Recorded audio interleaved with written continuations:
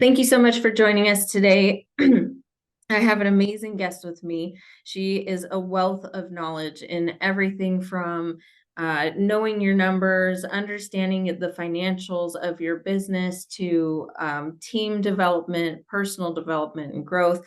She's very well rounded and she has quite the impressive resume. So I'm so excited to have her on the show today. She operates restaurants for a major restaurant chain that's nationwide, and she covers California and Nevada. She leads a team of 5 directors, 40 general managers, 146 restaurant managers, 2,372 hourly team members, and has yearly sales of 163 million for 2022. So, if that's not impressive enough, that's just in her business itself. She also won the Changemaker of the Year award from the Women's Food Service Forum, which is quite an impressive award. So, um, why don't we welcome Lisa Hill to the show? Thank you so much for joining me. Can you tell me a little bit about your story so people can get to know you? Yeah, hi. Thank you for having me. I appreciate your time today. So, a little bit about my background and story. As Christina said, I lead a major restaurant company. A little bit of my background is I was going to school in the hopes to be a radiologist, and I was working at a major restaurant chain. And, the further I got in school and the further that I was working with this company, I realized that I loved restaurants. I love people. I love analyzing what's right with people, and the career that I was going to go to school for was going to be analyzing what's wrong with people and medically kind of dissecting it all. And I just made a change of choices in my life and decided to stay with the company. I originally started as a bartender, and I just absolutely loved it, but I wanted to make a career out of it. So worked my way up from bartender to manager to general manager. I was a corporate trainer for a number of years, and then a director of operations, and now a senior director of operations. And that didn't happen overnight. No, it didn't. I've been with this brand for 17 years, so it's been a long road, but a fun ride. But I mean, that may have taken a long time, but one thing that I think is important to point out is the achievements you made along the way. So, weren't you the youngest restaurant manager in the company or something? Yeah. So a couple milestones. When I got promoted, I was originally the youngest restaurant manager that was ever in position. And then when I got promoted to general manager, same story, youngest general manager, and then director, same thing. But as I continue to get older, there's people much younger than me now. But yeah, at the time for director of operations, I was the youngest one, and senior director as well. And were there challenges that you ran into being the youngest? Did you have any problems with people maybe not thinking you had enough experience, or did you run into anything like that? Yeah, I did. I did, and I do, on a daily basis. And I think it's one of those things that you have to learn to overcome in your career. You got a couple things against you, right? If you're young and you're female, you're starting at a significantly different place than a lot of your peer set. Even though you may have the same or better skill set, you may have more experience in the role. It really doesn't matter. Some of those preconceived notions do put you on a different starting line. So I think ways that you can combat being younger and leading older people is you have to have a lot of knowledge around generational leadership and what motivates people. One of the books I would recommend is by Anna Leota. It's called Unlocking the Generational Code. And if you can understand what motivates different generations, you can understand how to lead and motivate people differently so that your age doesn't necessarily become a barrier, but it becomes a leverage. It's something that you can identify. And then although yes, I may not have the number of years as some of my peers, it really comes down to performance and what you can prove. So it's not seniority, it's not tenure, it's experience and ability, I think, that drives it forward. So, how do you combat working with a lot of different generations, managing people that are older than you? You have to study that craft, right? It's not something you just wake up and say, I can manage someone 3 decades older than me and do well. You have to study, you have to learn, you have to read books, read podcasts, and figure out how do you lead that big of a group. I think that's excellent. I really like the part where you said you prove yourself, because a lot of people go in and they feel like they have to prove their experience. But I think what you were talking about is you prove it with results. Like, you show them that yes, you may be young, you may be the youngest in the company doing what you're doing, but if you're getting results and you're exceeding the results of everyone else in the company, maybe they should pay attention, which has kind of been your career all along is, blowing goals out of the water, bringing struggling restaurants up to par and struggling regions and just showing people that there's a better way to do things. Yeah, absolutely. And I think it comes down to whatever type of business you're in, there's basic mechanics in your business that make it tick. Like for a restaurant, it's fairly simple. It's smile at the guests, keep the bathrooms clean, hot food cold, get the money to the bank, clean the bathrooms. That's about it. But whether you're in sales, whether you're in retail, whether you're in real estate, you have to know what the fundamentals are that drive your business forward, and you have to get better at those than anybody else. So when you do take over underperforming markets, or you're a multi-unit leader, or you're trying to grow a business that's struggling and maybe it's one unit, if you know what those details are that make your business tick, and you just focus your time and effort on those, you're going to be successful. One of my favorite quotes is by Walt Disney, and it's there's no magic in magic, it's all in the details.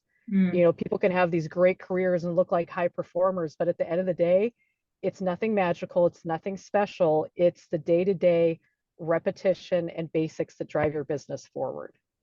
Absolutely. And understanding people, like you said, understanding how to manage across generations. And actually, I just took a class that was on business management, one of the requirements for the license.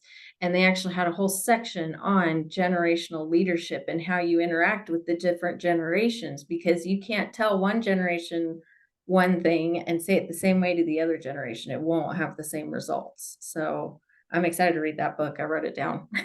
Yeah, it's a really good one. Yeah, and you're right. You have to know how to lead people differently. So any business has one thing in common. It doesn't matter what industry it is, it's people. I happen to lead a people business. We happen to sell food. You run a people business, you happen to sell houses. Everybody has a people business. They're your greatest competitive edge and they're your greatest currency. So if you're not investing in your people and figuring out how to motivate them or lead them, you're really not going to accomplish anything, unless you're like a one person show and that's the style of your business, you'll be fine. But, when you start building teams or building multi units, it all comes down to the leverage you have with your people. Yeah, absolutely. And that's actually why I asked you to come on the show with me. You have, like I said at the beginning, a wealth of knowledge from personal experience over those 17 years, and then just your growth that you have focused on as a leader through education and podcasts and books. I mean, I can't imagine how many books you've read. You were always telling me about a new book that you've read. Um, so there were so many different avenues that I was thinking of that we could go with this, but I tried to think of one that would have the biggest impact on our listeners and our viewers. And I really think your specialty is in developing people and promoting them and identifying talent and growing talent into something more than what someone can do on their own. So that's kind of the perfect segue that you mentioned that. You you've hired, promoted, and mentored numerous high achieving, high level employees throughout your career with the company.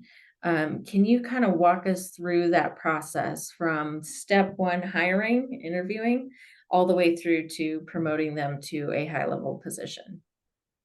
Absolutely. So I'll tell you what's worked in my career, and I would bet any amount of money that this will work for you.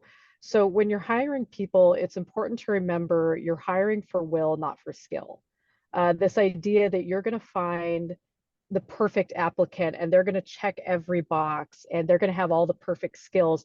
You can hire the perfect skills based person, but if you're in hospitality and they've got a personality of a rock, they're not going to succeed. So when I hire people, the first thing I look for is will, not skill. And when I say will, I mean look for the things that you can't teach. If you are in a business that interacts with the public a lot, you're going to have to find someone that has charisma, someone that has that spark, someone that's friendly, right? That's intrinsic to your business. You cannot teach that. You can try, and you can waste a lot of time trying to teach an unsocial person how to love to be around people, but it's a waste of your resources and your time. So when I say hire for will, find things that you can't teach, right? If I'm hiring a restaurant manager, I want someone that takes pride in their work.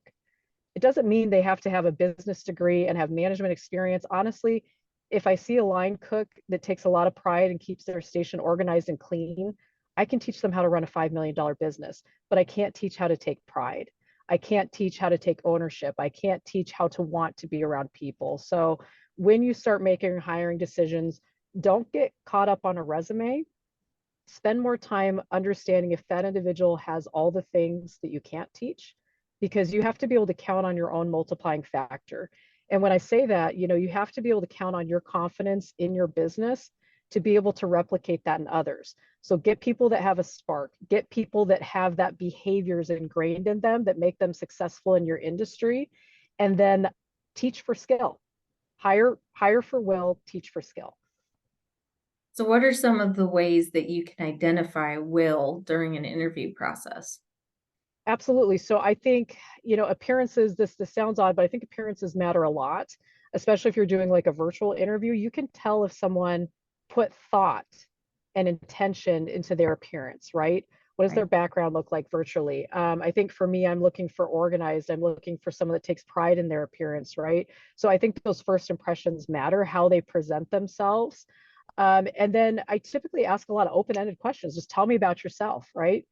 Tell me about what motivates you. Tell me about what demotivates you. And you can find out pretty quickly what that person's will and beliefs are, and if it's going to fit and align with the role that you're trying to hire for. Yeah, absolutely. That is one thing that I look at. We were interviewing for assistants and it was very part-time.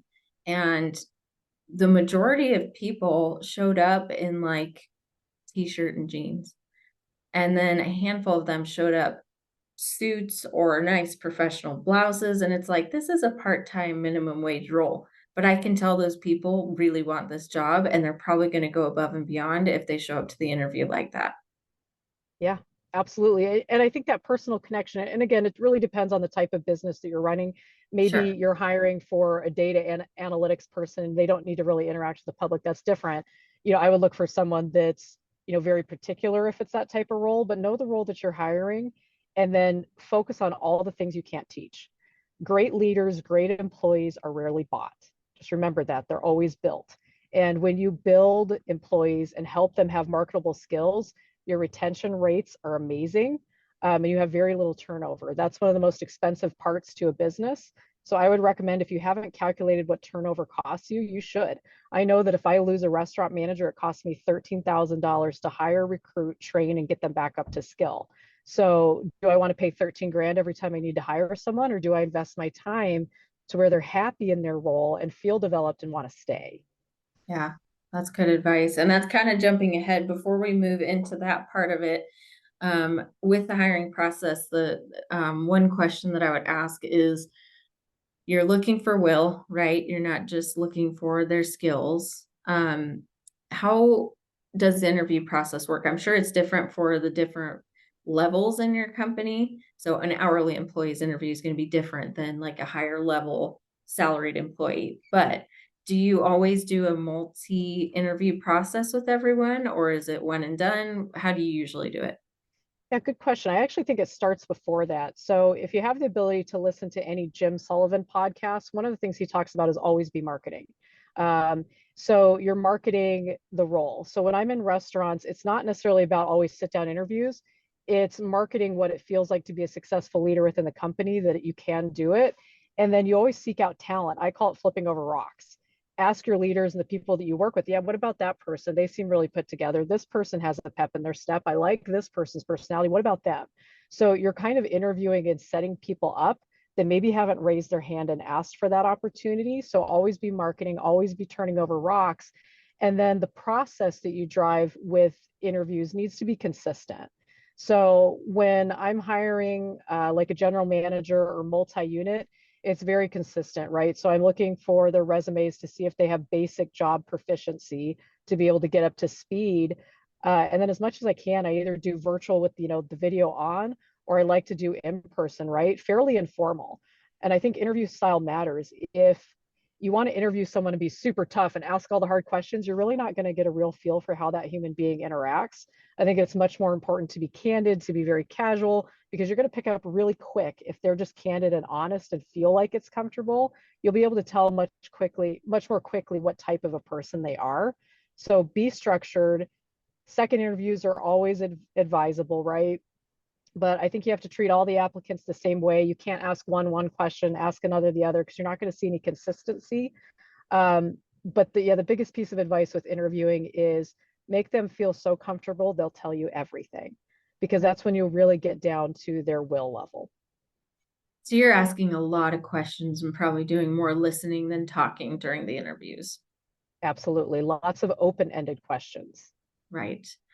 Um, is there anything that, like, one thing that you would recommend that someone should really watch out for as a red flag with interviewing that you might not necessarily think of? Yeah, absolutely. So I'm in the people business, and how people interact up and how they interact out matters to me greatly.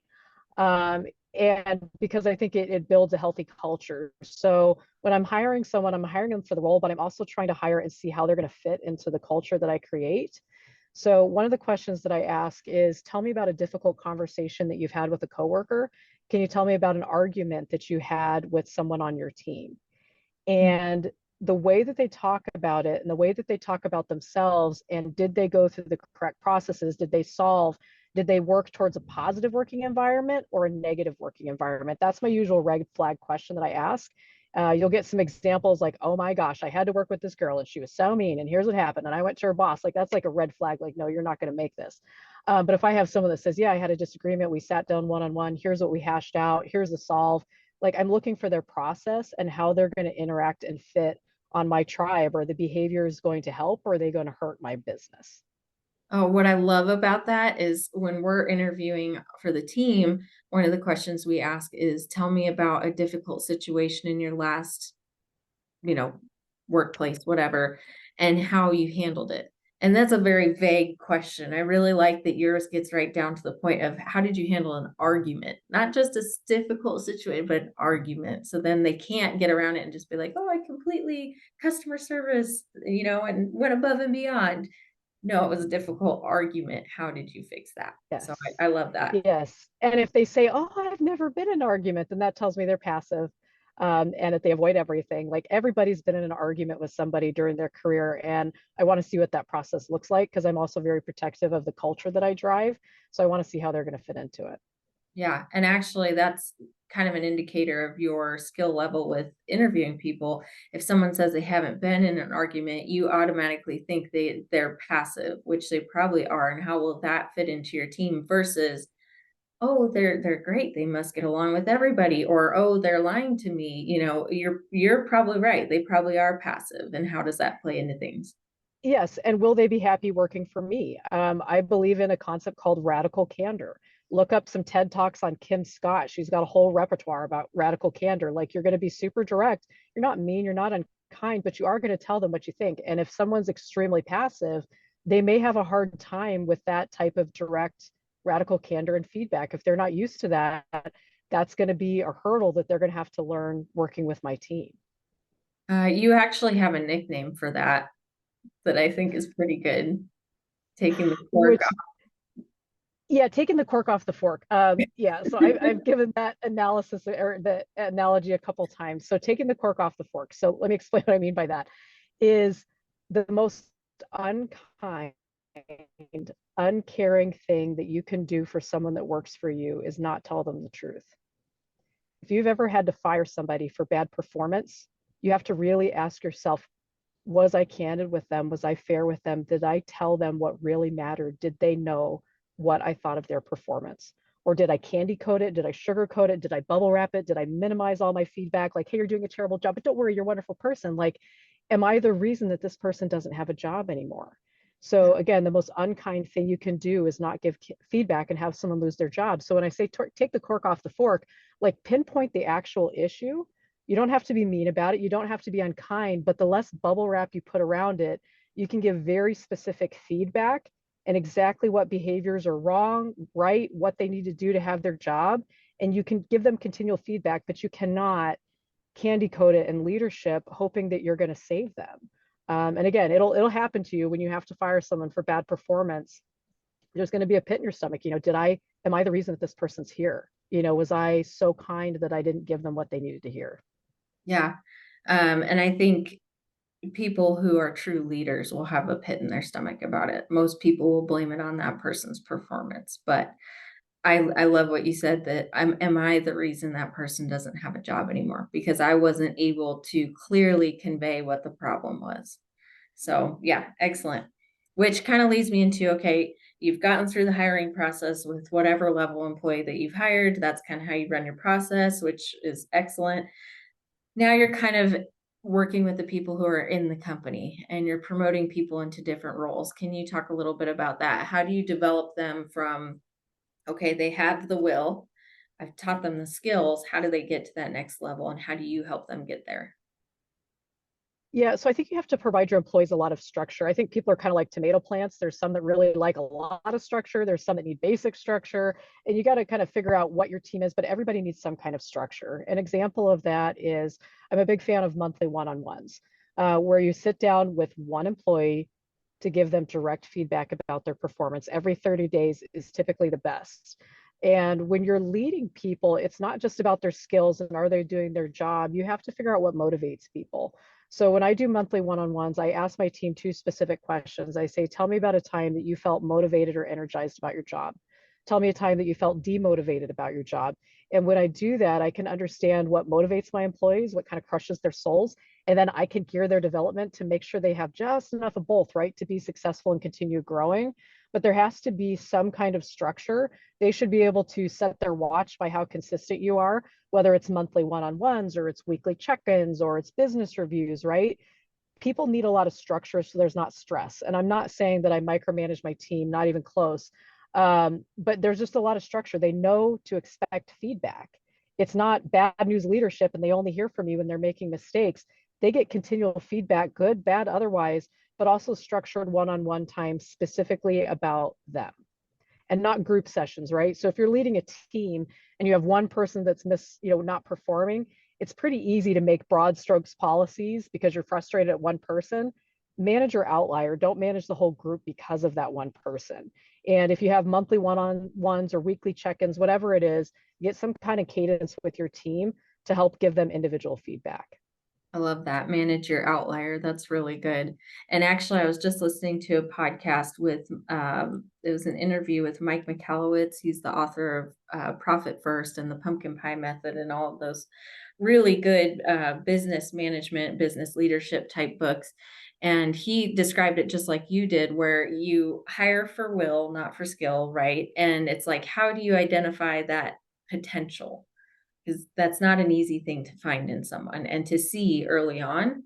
And then he described it as once they're within the company, you have a box. They're working within that box, but within the box are all kinds of opportunities and structure so they can fall into or build into a role that's above and beyond what they ever could have imagined or started at, but you can't find it if you just keep them in their one little role. So offering that structure and encouragement to grow within your system. Absolutely. And then I would also add to it, teach people how to think, don't tell them what to do. Yes. If you tell people what to do, you're going to be the Google of whatever your company is, right? Like if you work for Wendy's, you're the Google of Wendy's, right? And people are going to call you and always want the answer. And that could be somewhat gratifying because you feel like the expert, but it's not healthy and it's not long-term viable.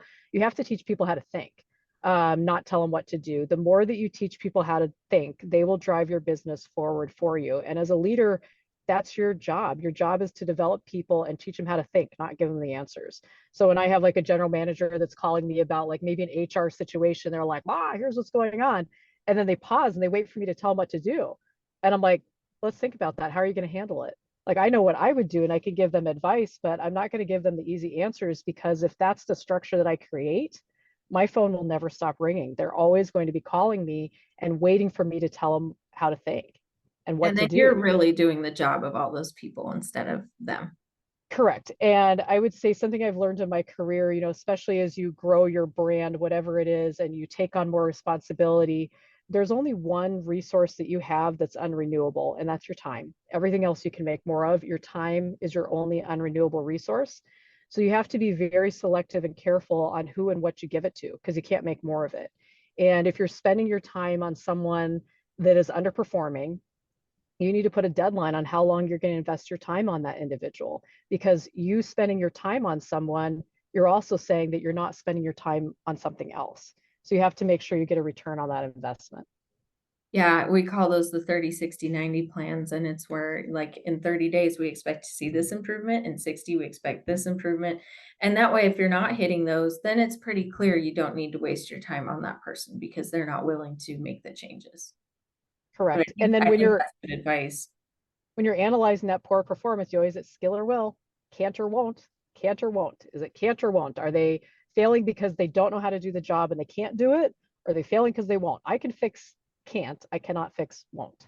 Yeah. And that goes back to that, what, hire slow, fire fast, because, I think if we make those quick hires and they don't fit and they're not cutting it, we're hanging on to them because we don't want to go through that process again. And then we're dragging out longer than we should with the person who's not right for the role. So, like you said, starting out right and then making sure you're developing them properly so they stay in that role or grow in that role. Absolutely. And then thinking about your team, zooming out past that employee, high performers don't like low performers.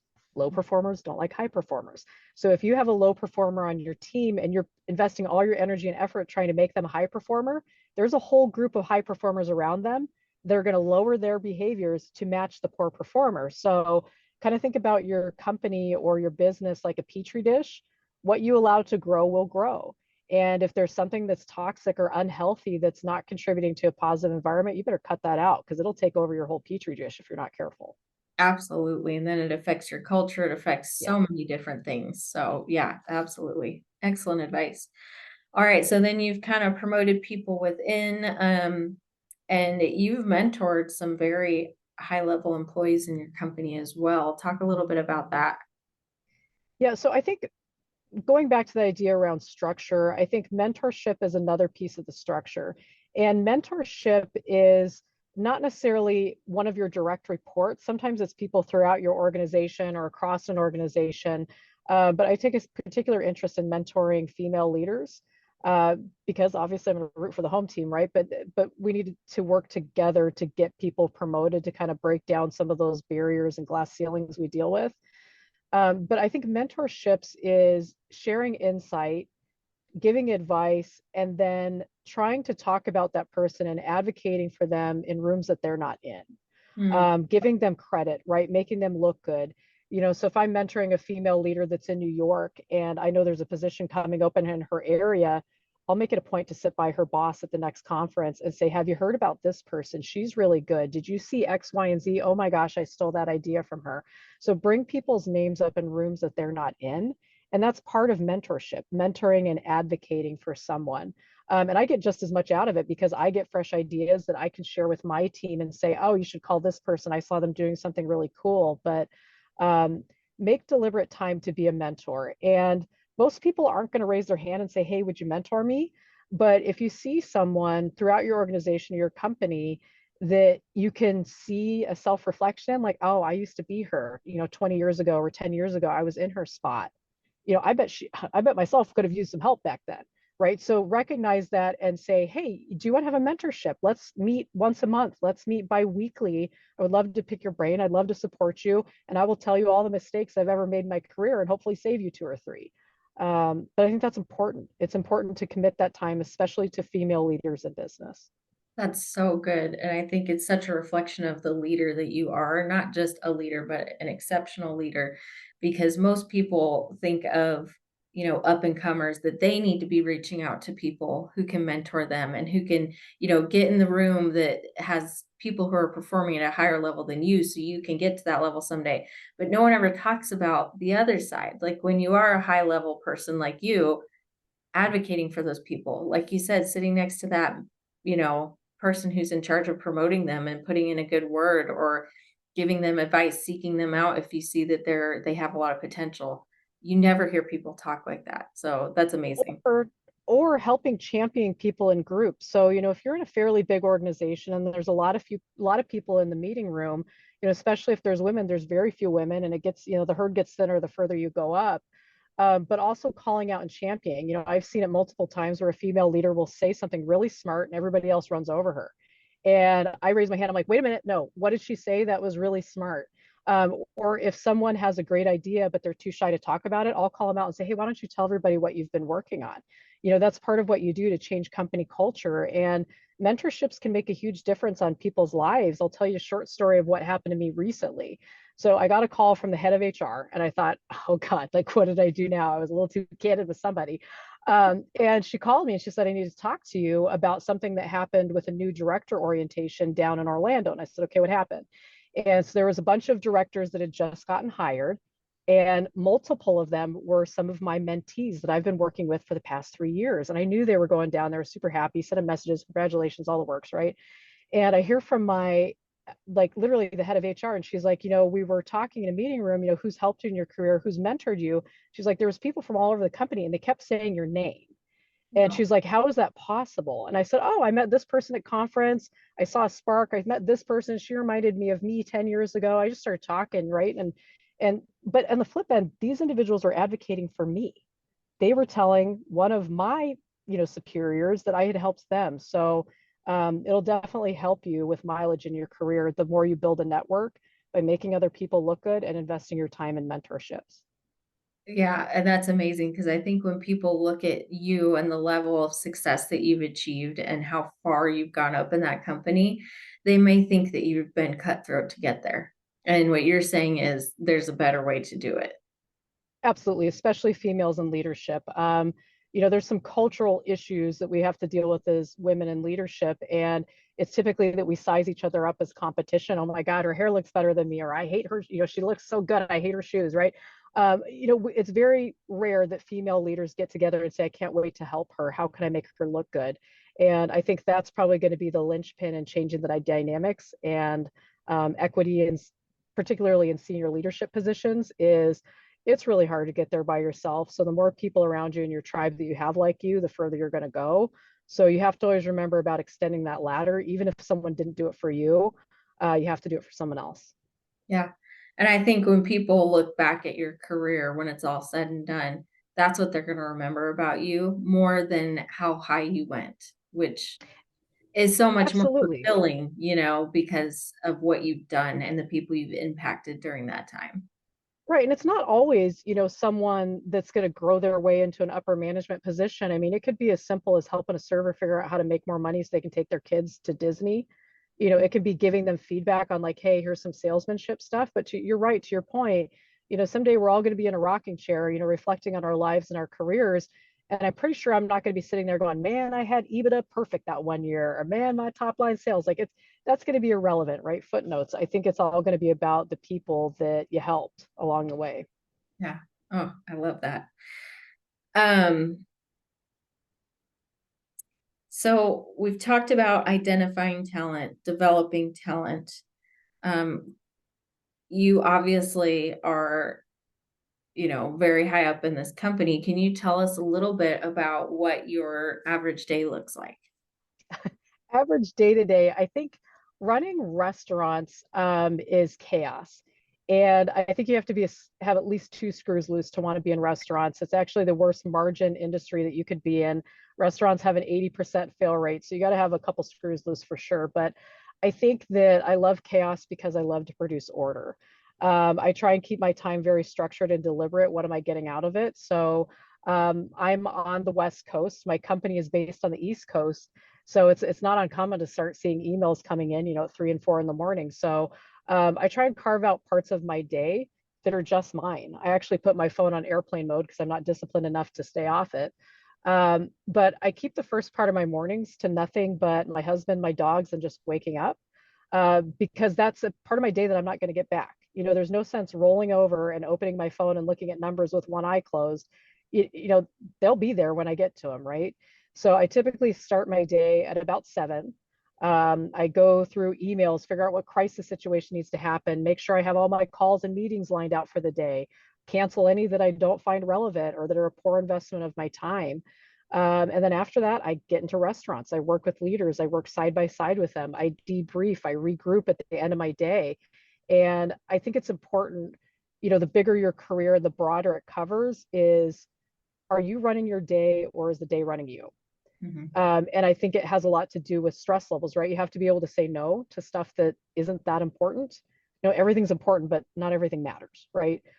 So choose what you give your time to, protect pieces of your day, and then figure out what fills your cup up. So we all know those parts of our jobs that are really draining. One of the parts of my job that I just can't stand is like HR investigations. That's like so draining to me. But other parts of my job that I love is mentoring sessions, career advice, sitting with brand new managers and training, right? Giving coaching classes. So when I know that I have a good calendar of a whole bunch of investigations, I will make sure to put one of my mentor calls at the very end of the day so that by the time I get home to my husband, I'm still my best version of myself and not the worst version before I walk in the door. So knowing how to protect your time and then protect parts of your day, right? My husband and I, we've got 3 dogs. And one of the best parts of our day is when we take our dogs on a walk at night. And, I used to bring my phone on those walks and I was texting, I was emailing. And finally, my husband just grabbed my arm. He's like, what world are you going to save in the 30 minutes that we're on a walk with dogs? And I'm like, oh my God, you're so right. So, phone goes on airplane mode. Most of the time, I leave it at home on the walks. But, protect those parts of your day because that's what fills you up. And you can't pour from an empty cup. And your home life and your work life deserves the best of both of you. So, don't shortchange either one. That's so good to hear because I think one thing when people look at high achievers like you, they think it's unattainable. Like you have to just be a robot to be successful at that level, and you can't have a life outside of work. So I love that. And leading with authenticity. I think it's important. People look at upper leadership and they think, oh my God, she must have it all together. She's got it all figured out.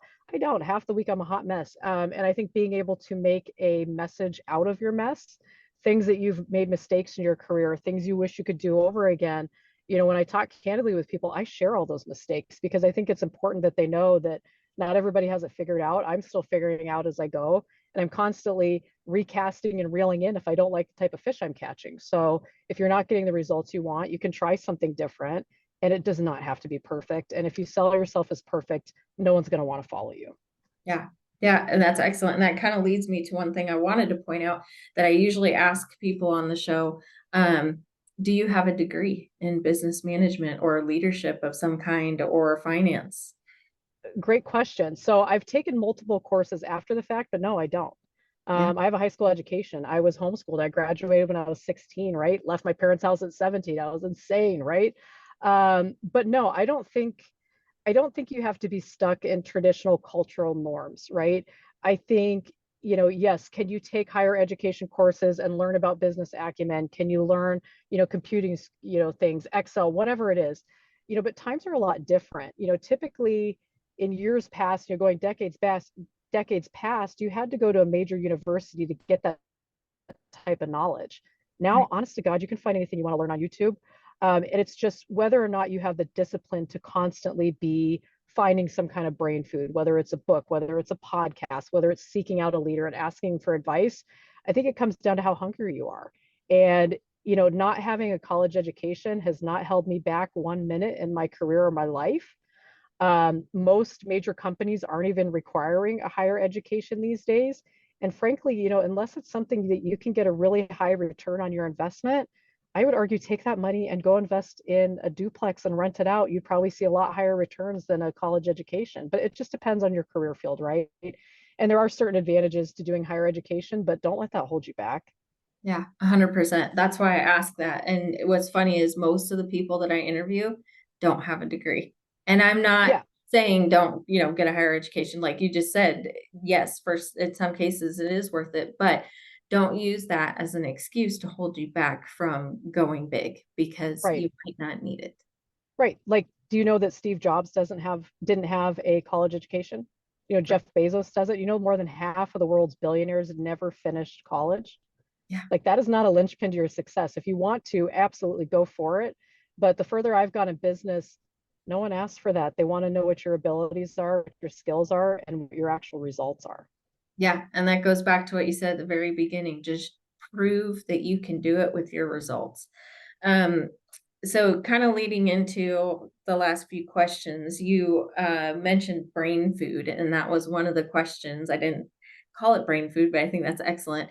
What are some top podcasts or number one podcast that you would recommend? And then what is your favorite book that you would recommend on people development or leadership? Okay, so I have a whole bunch of books for you because I knew you would ask. All right, so as far as brain food, there's two kind of concepts here. You know, you can't always be learning, consuming, and working on work. Like you have to be able to switch it off. So when I'm driving to work, that's typically when I'm listening to leadership podcasts, books, whatever else. And when I'm driving home, I'm listening to comedy, I'm listening to romance, I'm listening to mystery. It's to just change my behaviors before I get home. So I I'm do still the not fired exact up. same thing. Yep, I have to like shut Yeah, it off. yeah, before I get home and I'm trying to manage my husband, right? So it's better in my relationship when I have longer commutes. But so some of my favorite podcasts, there's one called Business Wars, and it's similar to like a History Channel layout. But what it does is it's got hundreds and hundreds of episodes, but it takes major businesses and in 4 or 5 episodes, it tells you the story of these businesses. So, for example, it'll pit Taco Bell and McDonald's together. It'll do Hilton and Marriott. It'll do clothing brands. It'll do all kinds of businesses throughout American history, you know, going back to like the 1920s. And it shows the history and the decisions that the leaders made or break the company. It talked about innovation, the way they structured, the way they did things differently, and who came out on top and why. And I think I get more out of that podcast from either running a business because you see the flaws and successes that other companies have done over the decades in American business, and it gives me a lot of ideas. And it's not, you know, all restaurant chains. Like some of it is totally different than the industry that I'm in, but I still get ideas from it. So I like Business Wars. That's one of my favorites. And then for leisure, I like one called Criminal. It's not a typical like nitty gritty like podcast. What it is it talks about really unique, unusual crimes and how people thought of it and how they got away with it. A little more creative thinking. Not that I'm a criminal, but I'm always intrigued by like things that I would never think of. Yeah, I love that.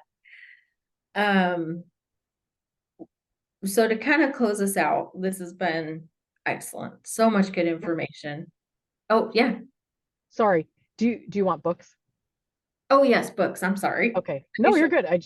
I thought of it. Okay, so some of my favorite books, and I have a couple for depending on where you're at in your leadership journey. I think if you're starting a business or you have a business that financially is not succeeding, a book that you need to read is called Seeing the Big Picture. It's by Kevin Cope. It talks about the fundamental mechanics of running a business, and it applies to any industry. If you don't understand the fundamental mechanics that make a business tick, you're going to have a hard time. So seeing the big picture, that one's good. If you're new in a leadership role or you feel a little bit unconfident leading a team, there's one called It's Okay to Be the Boss by Bruce Tolgan. It really talks about the under management epidemic and how do you change that in yourself because people want to be managed, people want to be led, they want to have direction. So that one's fantastic. And then I've got, let's see, three more. It's Your Ship talks about delivering excellence in whatever field you have. Good to Great by Jim Collins. And then as far as like personal effectiveness and how you operate, The 7 Habits of Highly Effective People by Stephen Covey, that's a Oh, classic. yeah. And then probably my most recent one that I've been on for a while is a guy named Simon Sinek. Yes. And he's got TED Talks all over the place, but this concept around start with why, Yes. it's honestly everything I've been doing for 2 years in my current role is starting with why. And how do you motivate people? You can tell them what, it's more important the why. The why matters more. So that's a few of my favorites. Absolutely. Simon is actually very connected with Keller Williams, and he speaks at quite a few events. And any of his books are outstanding because it really does get down to the heart of people. And once you can work with the heart of people, you can do so much more. You said one was It's Okay to Be the Boss. Is that what it's called? Yes. Yeah. Yes. I think that one would be great for a lot of our listeners because, you know, the majority of the people who listen are women entrepreneurs or in business. And I think everyone knows that one of the reactions you get when you're the boss or leading people is that you're mean or you're heartless. And of course that, that a lot of that might be your management style or something, but letting people know it's okay to make decisions. It's okay to be decisive and to take the cork off the fork. Like in the long run, you're going to do people so much better if you are truly stepping into that leadership role versus holding back because you don't want to be perceived as rude or too direct. Absolutely. And it's a challenging time in our social atmosphere in the US. You know, it's much better to be respected than it is to be liked. But what is so difficult about our American culture is we put a high emphasis on being liked. Whether it's social media, how many likes do you have? How many followers do you have? Are they a nice person, right? Everybody cares about being liked. You know, that's just a human element. But when you're a leader, it's not about being liked, it's about being respected, and people will love you.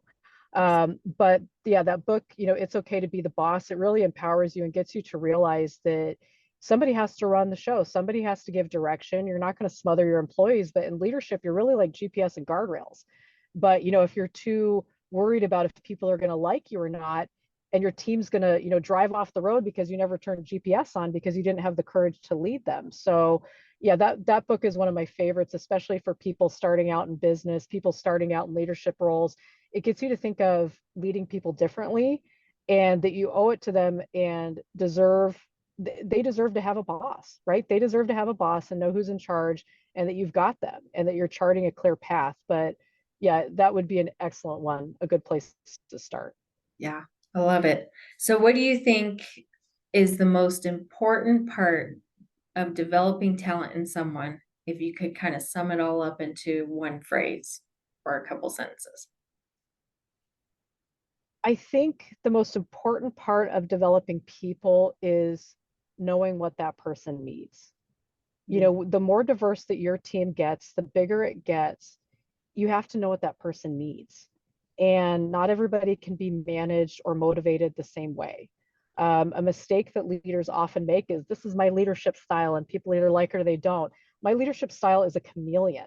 Depending on people's behaviors and their experiences, they think I'm like 30 different people because I manage people differently. I'm consistent and authentically me, but you know, the time I invest or the style that I work with them in has much to do with them and very little to do with me. I have to change my style to match theirs. So find out what they need. Yeah, absolutely. I think that was excellent advice. Is there anything else that we didn't cover that you really want people to know that you think would be helpful? I think mindset matters, right? And it's not necessarily about, you know, getting up every day and giving yourself positive affirmations and everything's perfect, right? I think giving yourself reality affirmations like things like everything is figure outable. I can get to everything, just not right now. Being able to kind of bring yourself to that reality and set your mindset throughout the day. I think that matters, especially in leadership. How you act and how you behave is how your employees will mirror it. If you're energized and you're happy and you know you're excited to see them, they're going to remember the way that you made them feel. They're not always going to remember what you said, but they'll remember the way that you made them feel. That's right. Yeah. I think that's excellent advice. Thank you so much for being on the show. And I would love to have you back on to talk about more topics because you are so well rounded when it comes to leadership and just business in general. So thank you so much. I know everyone's going to love this. And I know you're a busy person. So I'll let you get back to work. But thank you again. Thank you so much for having me. I think these conversations are incredibly valuable. I think this idea that we all have it figured out is a lie. And the more people that say it's not that way and give advice and share mistakes and share learnings is how people rise together. So thank you for having me. Thank you.